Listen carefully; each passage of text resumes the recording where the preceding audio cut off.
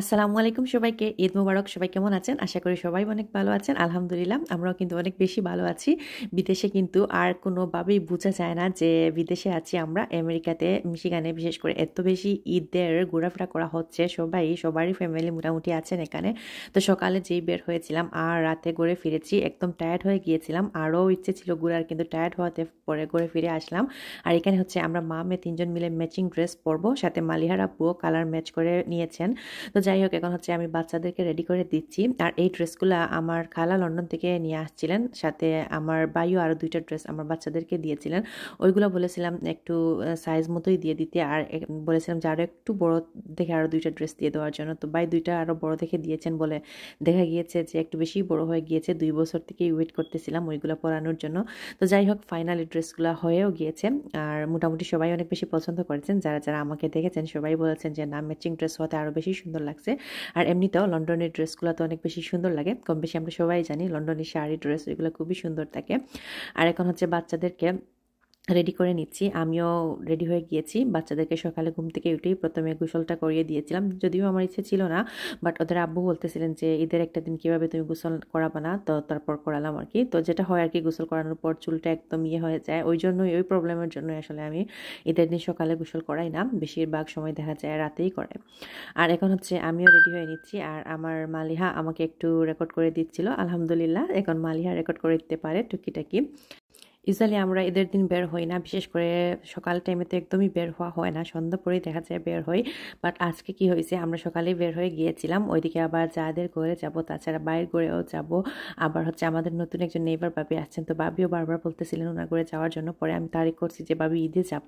তো যাই হোক, ভাবলাম যে না, এত জায়গায় যেহেতু যাব তাহলে একটু সকালেই বের হয়ে যাই। এনিওয়ে, রমজান আসার পর অনেকটা ওয়েটও গেইন করেছি, যেহেতু আমার থাইরয়েডের প্রবলেমও আছে, ওষুধও ঠিকমতো খেতে পারি নাই, তাছাড়া অনেক বাজা পোড়া এটা ওইটা খাওয়ার জন্য আরও একটু ওয়েটও বেড়ে যায়। তো যাই হোক, আমি লাস্ট টাইম যখন বাংলাদেশে ঈদ করেছিলাম তখন ভাবতেছিলাম যে আমাদের বিদেশে আরও ভালো, অনেক বেশি ঘোরাঘুরি করা হয়, অনেক বেশি এনজয় করি। দেশে আস্তে আস্তে তো দেখা যায় সব ফ্যামিলি মেম্বাররাই আস্তে আস্তে বিদেশে চলে গিয়েছেন, আমাদের বিশেষ করে ফ্যামিলির মেম্বাররা তেমন কেউই নাই বাংলাদেশে। আর এমনিতেও দেখা যায় কি, দেশে অনেক ঝামেলা, কোথাও যাইতে হলে দেখা যায় গাড়ি রেন্ট করতে হয়, তারপর এটা ওইটা অনেক কিছু আর কি। তো এখানে কি হয়েছে, ঈদের দিন মনে হয় একসাথে আমরা 5 থেকে 10 করে ঘুরি। কম বেশি সবার সাথেই কথা হলে দেখা যায় ওইরকমই বলেন যে সবাই আমরা ঈদের দিন 5, 6, 7, 8, 9, 10 জায়গায় হচ্ছে এরকমও যাই। তো আমরাও এরকম যাই। আমার মনে আছে যে সময় আমি ফার্স্ট টাইম নিউ ইয়র্কে আসছিলাম ঈদে, ওই দিন আমার নানাস আমাদেরকে নিয়ে মনে হয় ওই দিন 10 থেকে 12 করে ঘুরতে গিয়েছিলাম। আর আমার কাছে তো অবাকই লাগতেছিল যে বিদেশে এসে আরও বেশি এনজয় করতেছি। আর এখনও তো ওই দিন আমরা হচ্ছে ঈদের দিন 5 করে গিয়েছিলাম। তারপর লাস্টে তো আমি একদম টায়ার্ড হয়ে গিয়েছিলাম, বাবি অনেক বলতেছিলেন বসো, বাট আমি আর বসি নাই। প্রথমে হচ্ছে আমার নেইবার বাবির করে গিয়েছিলাম, তারপর আবার হচ্ছে সামিয়ার ফ্রেন্ডের বাসায়, তারপর হচ্ছে আমার বড় বাসুরের করে, তারপর মেজো বাসুরের করে, তারপর হচ্ছে আমার ভাইয়ের করে। তো যাই হোক, সব মিলিয়ে খুবই ভালো কাটছে আমাদের ঈদটা, আলহামদুলিল্লাহ। আর এখানে হচ্ছে আমরা একটু ফ্যামিলি পিকচার নিচ্ছিলাম, যেটা বললাম আর কি। মালিয়ার আব্বু আমাদের সাথে ম্যাচ করে পড়েছিলেন, আমরা সবাই ম্যাচ করে পড়ছি আসলে।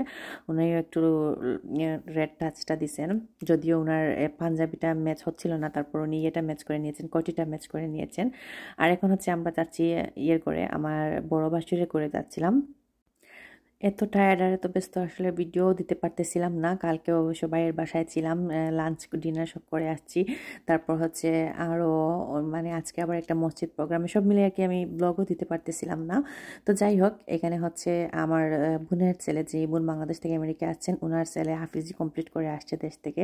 তো ও হচ্ছে এইবার এতেকাফে গিয়েছিল 3 দিনের জন্য। তো ও হচ্ছে, এটা হচ্ছে 4 রাতের ভিডিও। এতেকাফ থেকে আসার পর আলহামদুলিল্লাহ এতেকাফে ও 3 দিন ছিল। তো এতেকাফ থেকে আসার পর আমি ভাবলাম যে ওর জন্য কেননা একটা কেক নিয়ে যাই, তাহলে ও আরও বেশি ইন্সপায়ার হবে।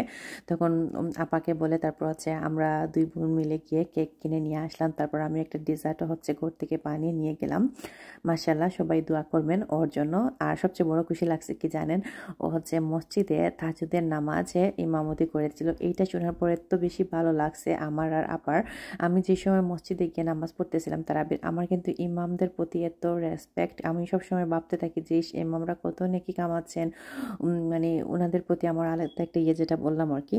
তো ভাবতেছিলাম যে আমি ওর কথাই ভাবতেছিলাম যে ও মানে হাফিজি কমপ্লিট করেছে, ও যদি ভালো করে পড়ালেখা করতে পারে, এই লাইনে থাকতে পারে, তাহলে ইনশাল্লাহ ও এরকম হবে। তো যেই আর কি মসজিদে আমরা 2 বোন মিলে এটা বলতেছিলাম, বলাবলি করতেছিলাম, এর 2 দিন পরই শুনি যে না, ও তো মসজিদে অলরেডি তাহাজ্জুদের নামাজ পড়িয়েছে। মানে জানি না, ওর হয়তো ভুল টুটি থাকতে পারে, কিন্তু ও তো ট্রেনিং নিচ্ছে বা এমন একটা জায়গায় তো যেতে পারছে, এটাই হচ্ছে আসল। আলহামদুলিল্লাহ, সবাই ওর জন্য দোয়া করবেন। আর এখানে হচ্ছে আমি যেটা বললাম আর কি, চাঁদ রাতে বোনের করে চলে গিয়েছিলাম, ওইখানে মিলে সবাই মেহেন্দি মাখলাম, তারপর হচ্ছে আমার বোনের ছেলের জন্য কেক কাটলাম, তারপর হচ্ছে আমরা ফেস মাস্ক ইউজ করলাম, যেহেতু কালকে ঈদ, একটু ফেসিয়ালও করতেছিলাম আর খুব বেশি এনজয় করতেছিলাম। তবে ভাবতেছি যে কেন গেলাম, আগের শুক্রবারে রাত্রেও দেখা গিয়েছে, সরি ঈদের আগের দিন রাত্রেও দেখা গিয়েছে আপার করে, তারপর ঈদের দিন ঘোরাঘুরি, তারপর আবার পরের দিন স্কুল, তারপর আবার পরের দিন ঘোরাঘুরি, আবার মানে সব মিলে বেশি টায়ার্ড হয়ে গিয়েছে, ওই জন্য আর লাস্টের দিকে ব্লগে রেডি করার ইচ্ছা হচ্ছিল না। আর এখানে আমি যে ডিজার্টটা বানিয়ে নিয়েছিলাম ওইটার একটু ক্লিপ রেকর্ড করেছিলাম, বেশি করতে পারি নাই, একটু রাশও ছিল, যেটা বললাম আর কি, হঠাৎ ডিসিশন মেক করা হয়েছে। আর ও এই ডিজার্টটা পছন্দ করে দেখে ভাবলাম যে না, ওর জন্য এটা বানিয়ে নিয়ে যাই, ও খেয়ে খুশি হবে। তো আমি এখানে ডিজার্টটা অলরেডি, আপনার যারা যারা এটা বানাতে চান রেসিপিটা পেয়ে যাবেন। আজকে মসজিদে যাওয়ার পর একজন আপু এসে বলতেছেন, আপু তোমার এটা খুবই ইজি, খুবই মজা হয়েছে, বাট বসে নাই। তো আমি উনি প্রথমে বলছেন উনি যে ওটা বসে নাই, আপনার যেভাবে বসছে। তো আমি পরে ভাবলাম যে বসে নাই ঠিক আছে, বাট কি মজা হয়েছে। উনি বললেন হ্যাঁ অনেক মজা হয়েছে, বাট বসে নাই, আবার ট্রাই করব। তো যাই হোক, আমি জানি না উনি কোন স্টেপটাতে মিস্টেক করছেন, আর আমারও মাঝে মাঝে ভুল হয়, আমি কিন্তু রেসিপির ভিডিও তেমন একটা মানে ক্লিয়ারলি দিতেও পারি না, বুঝিও না, আস্তে আস্তে শিখতেছি, যেটা বললাম আমিও নতুন। তো যাই হোক, এখানে হচ্ছে আমি হুইপ ক্রিমটা দিয়ে দিচ্ছি। প্রথমে হচ্ছে আমি জাস্ট সুজি আর দুধ একসাথে জাল করে নিয়েছি, চিনি, সুজি, দুধ, আর হচ্ছে এখানে একটু ভ্যানিলা এসেন্স দিয়েছি একটা গ্রানের জন্য, না হলে সুজির ফ্লেভার চলে আসবে। তো ভ্যানিলা এসেন্সটা দিয়েছিলাম, আর সব কিছু দিয়ে একটু জাল করে নিয়েছি। তারপর হচ্ছে একটু পাতলা থাকা অবস্থায় গরম গরম বাটির মধ্যে ঢেলে তারপর কিছু দিয়ে ডেকে 2 ঘন্টার জন্য ফ্রিজে রেখে দিয়েছিলাম। আর এখন ফ্রিজ থেকে বের করে ঠান্ডা হওয়ার পর হুইপ ক্রিমটা উপরে দিয়ে দিয়েছি, আর পরে হচ্ছে এর উপরে নারিকেলটা দিয়ে দিব, তারপর স্প্রিঙ্কল দিয়ে কেটে কেটে সুন্দর করে নিব। তো আলহামদুলিল্লাহ, আমার ওইটা কিন্তু সবাই অনেক পছন্দ করেন, বিশেষ করে ওর জন্য নিয়ে যাচ্ছি, ওইটা খুবই পছন্দ করে। তো যাই হোক, আপনারা সবাই আমাদের জন্য দোয়া করবেন। আলহামদুলিল্লাহ। আর দেখতে না দেখতেই তো আমার ভাই বোন আমেরিকায় চলে আসছেন। এই তো লাস্ট কয়েক বছর থেকেই হচ্ছে আমার ভাই বোনদেরকে ছাড়া ঈদ করতেছি, আর এইবার পেলাম। তো অবশ্য আপার ভাই অনেক লাকি, ওনারা এসেই হচ্ছে পেয়ে গিয়েছেন ভাই বোন, আর আমি তো এতদিন ওয়েট করার পর পাইলাম। তো আলহামদুলিল্লাহ, আপনারা সবাই আমার ভিডিওটা ভালো লাগলে শেয়ার করবেন। সবাই ভালো থাকবেন। আল্লাহ হাফিজ।